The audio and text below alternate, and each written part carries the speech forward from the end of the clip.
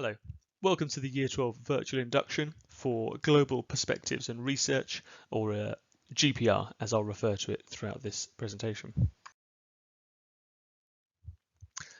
So throughout the course of this video, I'm going to introduce you to myself and the team, talk through what GPR is and how it works, and then we're going to do a short taster lesson activity just to give you a sense of what studying this topic is like with us.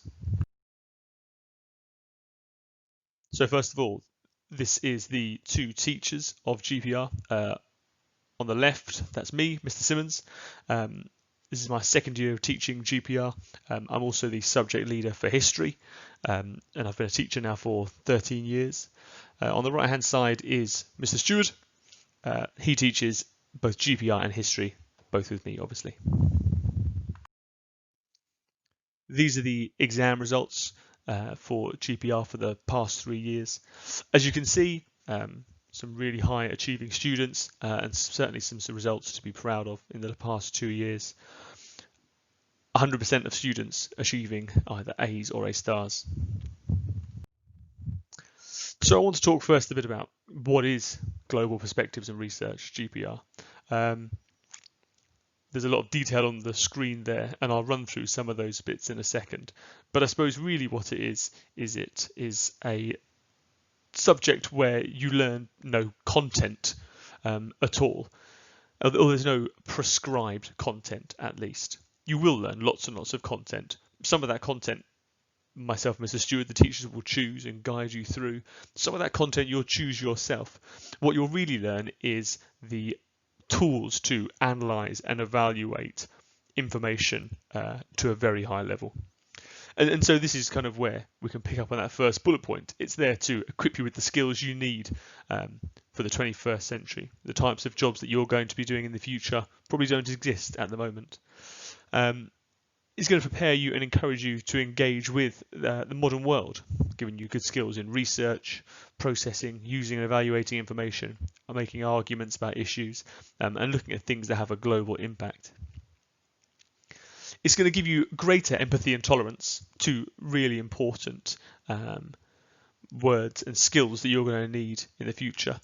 You're going to get good technical skills about deconstructing and reconstructing arguments, understanding how they're put together, and being able to interpret the implications of research and analysis. You're also going to get very good communication skills through all this work as well. What you'll see, I think, is that what this talks about is going to tie into lots and lots of your other subjects as well. So by studying GPR, you're going to build a really strong base set of analysis and evaluation skills that's going to tie over to lots of other subjects and be really valuable for you. So why should you study it? I suppose the main reason is the one I talked about on the previous slide, which is that there's no prescribed content. It is driven by you. You're going to choose largely the topics that you study in Year 12 and in Year 13. These can be like the ones on the screen: global climate change, artificial intelligence, the religious-secular divide, medical ethics, the right to life, the rise of nationalism, sustainable cities. These are just some of the topics that students have looked at in previous years. It might be that you want to look at a wide range of different topics, and that's really fine as well. If you enjoy discussion, if you like a challenge, if you are interested in how our world works, and you're interested in arguing as well, I suppose, about it and learning new things, then you're going to really enjoy this topic.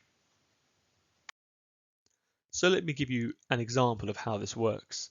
I'll read this paragraph to you and then talk about how we'd pick this apart.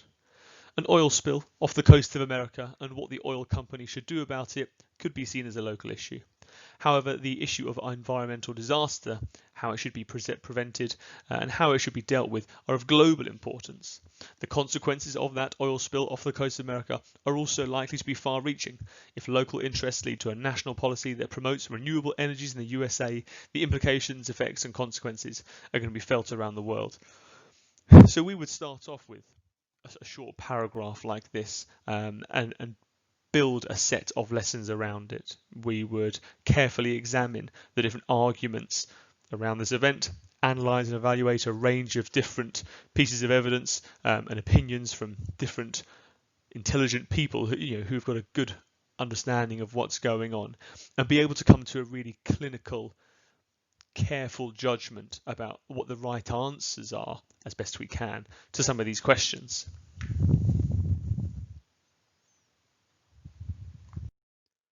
I want to talk briefly about the value of GPR. Although on a previous slide I told you that 100% of our students in the past 2 years achieved A stars and A's at A level, that's not technically true. GPR that we study is actually a pre-U course, and so the grades that you achieve at the end are distinctions, merits and passes. The highest grade available, a D1, distinction 1, is considered to be of a higher standard than an A star at A level, and is worth more UCAS points than an A star at A level as well. It is a very challenging subject. As a result of that, universities and employers really value the skills that you're developing here. Synthesizing information from different sources, independent research, critical, creative thinking are really valuable. And students that have taken GPR in previous years have made successful applications to a range of excellent universities, including Cambridge and Oxford. So I'd like to talk here about how you're assessed for the GPR course, and then I'm going to talk about how the 2 years work in a bit more detail. So in year 12, at the end of the year, you've got a 1.5 hour written exam. You also write a 2,000 word essay and a 15-minute presentation with a transcript, which is just a typed up version of your presentation.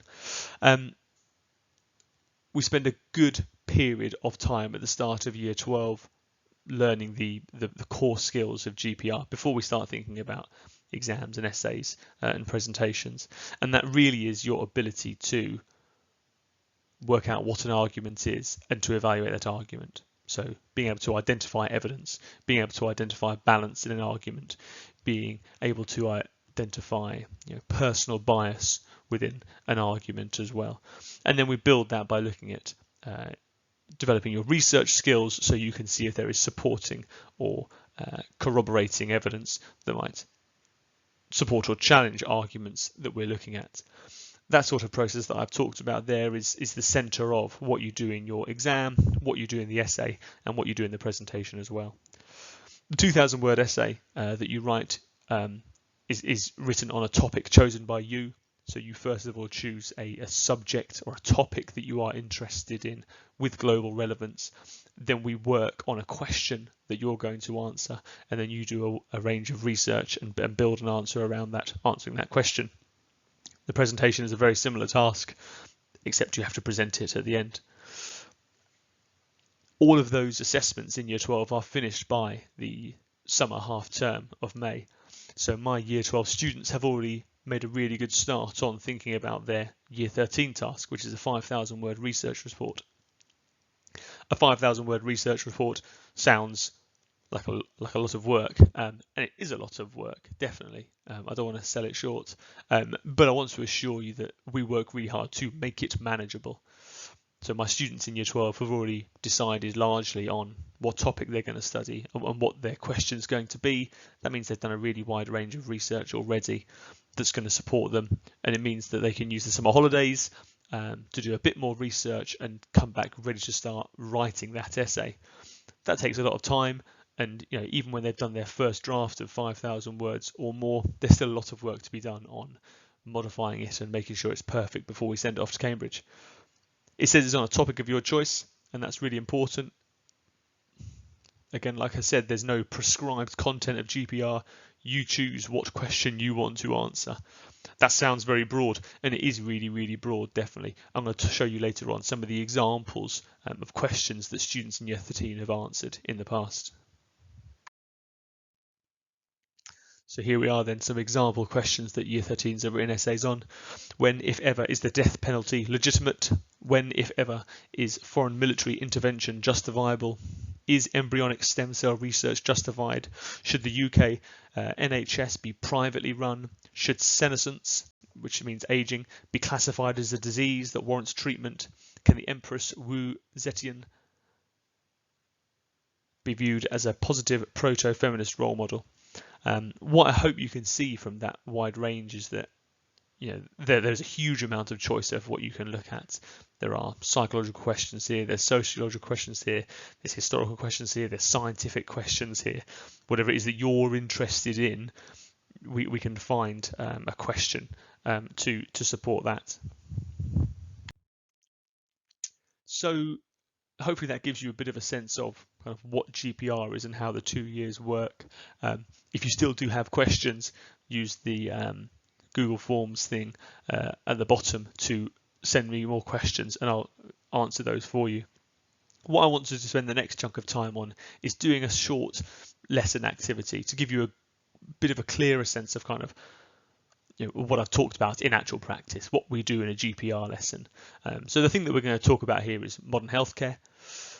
I've got a bit of an extract here about 2 choices of kind of healthcare system. And I'm going to read through it and then I'm going to ask you to pause this video and think about the 3 questions on the right. If you have a pen and paper, making some brief notes might be valuable, but it's certainly not essential. So it says, in some countries, such as the United Kingdom, most aspects of healthcare are publicly funded and made free at the point of use through a government-backed health system.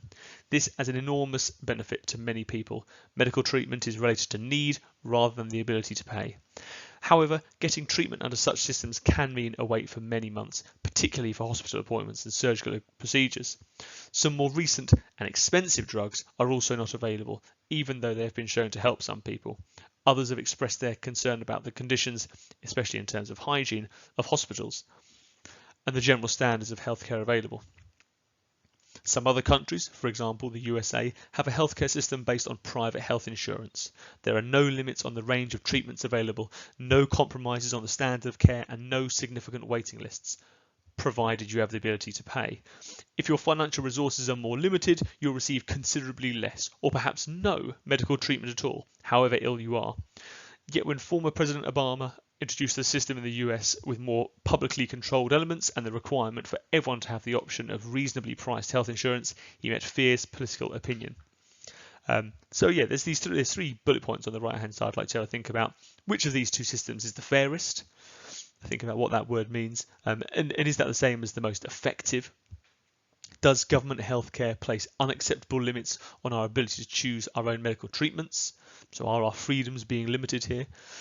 What about countries where there's little or no modern healthcare is available, public or private? What happens there? Pause the video and write down your thoughts.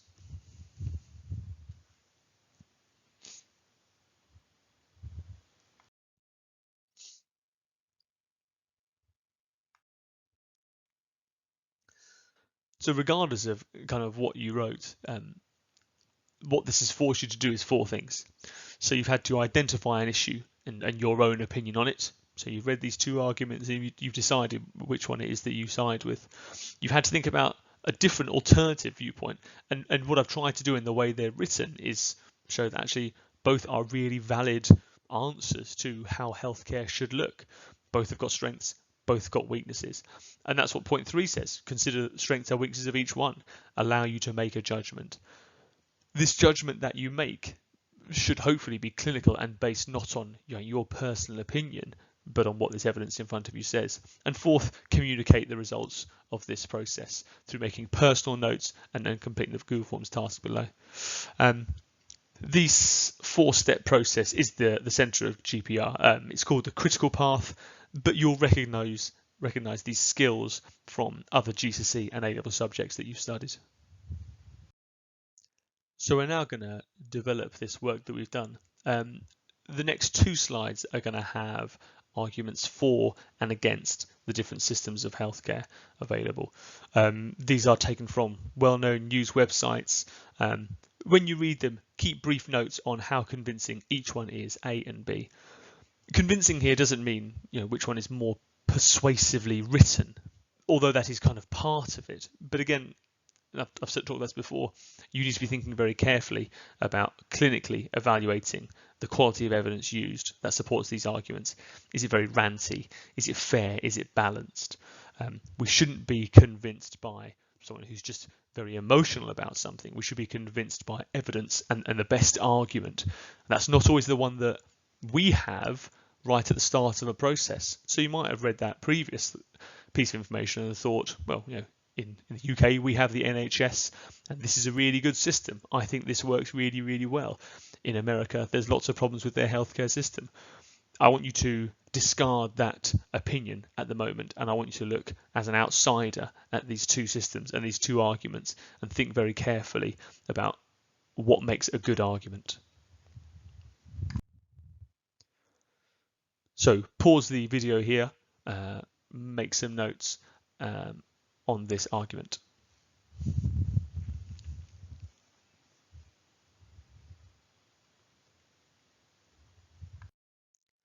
And again, here's your second argument. So pause the video here and make a few more notes on this argument.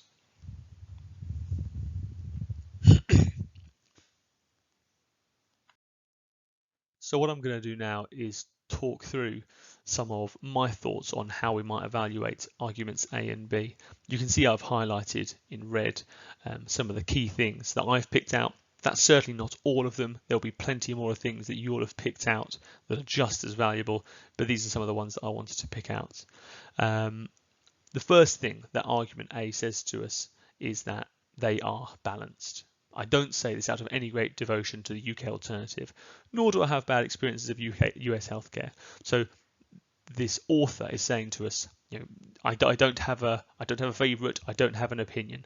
We'll see how true that is later on. We can believe what this person says, or we can think maybe actually this is quite a clever writing tool to convince us that they're a very balanced individual. They also use a wide range of statistics, always really valuable, always really convincing. 27 million people, 10% of the non-elderly US population have no insurance at all. The US system costs $13,000 a year more than that of Switzerland. The extraordinary costs of American healthcare, more than $10,000 per person. These are valuable because it tells us that this person has done their research, although they don't tell us where they've got this information from. And I think that's important. They also compare effectively. So the paragraph in the middle, compare with other rich countries, the US ranks at or near the bottom on life expectancy, infant mortality, adolescent pregnancy, sexually transmitted diseases, drug-related mortality, obesity, diabetes, heart disease, lung disease, and arthritis. By putting this in here, by saying compare with other rich countries, they're telling us that this author has done their background work for us. They've done their reading, they've done the comparison, they're making conclusions here. And so this is convincing, definitely. The last point they make there, people feel disconnected from the workplace, is valuable as well, because it makes us realise that the impact of what this author thinks is a poorer healthcare system has a wide range of other impacts as well. So this person isn't just talking about the healthcare system, they're talking about broader problems in America too. So there's lots and lots of strengths here, definitely. Like I said, there's definitely weaknesses though, although there's a few statistics. They don't tell us where they've got those statistics from, although they say right at the start that they're a balanced writer. From reading their argument, it doesn't sound necessarily in that sort of way. And also I'd say some of the language is quite emotional, right in that last paragraph. Jobs become insecure ways to scrape a living rather than sources of identity and pride. For many, despair follows. Such problems are easier to diagnose than to cure. Reforming American healthcare will require an almighty effort. It's very well written, definitely. It is quite emotional. Emotion is not a bad thing to put into it, but does that betray an agenda or an opinion that this person is coming into it with? Are they just trying to convince us of their opinion rather than necessarily trying to evaluate the evidence carefully and effectively?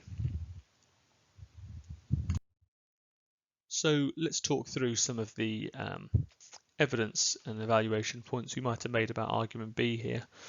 Again, so a very different argument to argument A. And clear strengths and weaknesses for it as well. We'll talk about the strengths first. So it starts off with a quote. A quote is a really valuable thing. It makes us as the author read and think, this person's done their reading, they've done their homework. They also, a number of times, tell us where they get their information from.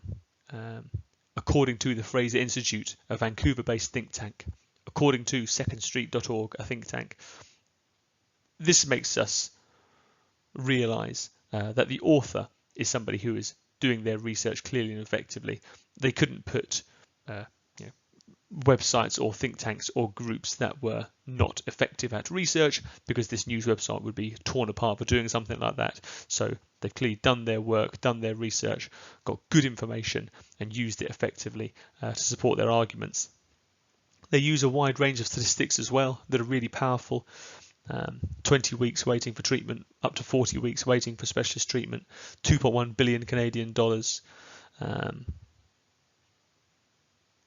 800 Canadian dollars for an MRI, 18,000 for a hip replacement.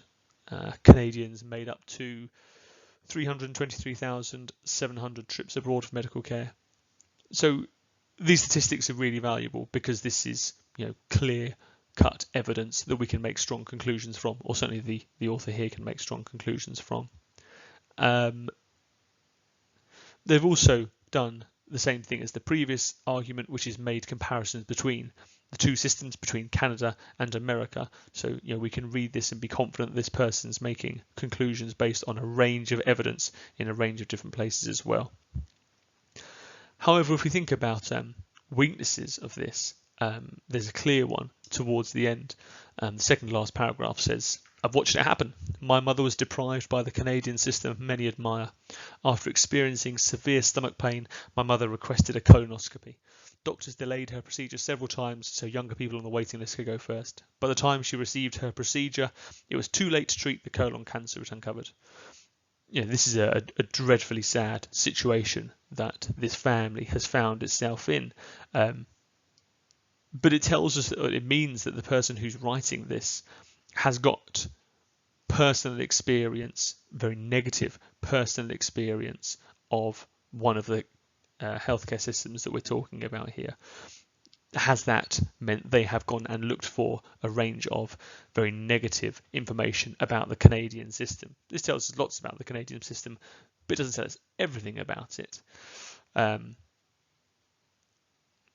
They again, in that last sentence, tell us that they, the author, are balanced and they haven't been convinced by their mother's unfortunate experience. The American healthcare system is far from perfect, but we should leave the Canadian healthcare model on the other side of the border. So two really, really interesting arguments. So based on all that reading and all that thinking, that evaluation analysis, which do you think is more convincing? Have you got an answer? There's no wrong answer, I suppose, is a really important thing to say. Both arguments have got strengths, both have got weaknesses, both are well written, definitely. Both use a wide range of evidence. Both are really convincing, aren't they? Hopefully, what you've seen from this task is that actually, whatever your original opinion is, or was, when we started talking about healthcare, that actually there's really strong arguments for both sides of the coin here. And this is the key part of GPR. It can be very easy to become very entrenched in our own opinions. I know what I stand for, I know what my principles are, and you can't convince me of something different. Whilst actually it's really important to listen to the other side of the argument, listen to the kind of evidence that they're using, and if that person is wrong, pick apart their evidence rather than just telling them that you're right. I'm going to stop this induction session there. I hope that gives you a good taste of what GPR is and how it works. If you do have more questions, like I said, please get in touch, and I look forward to seeing you in September.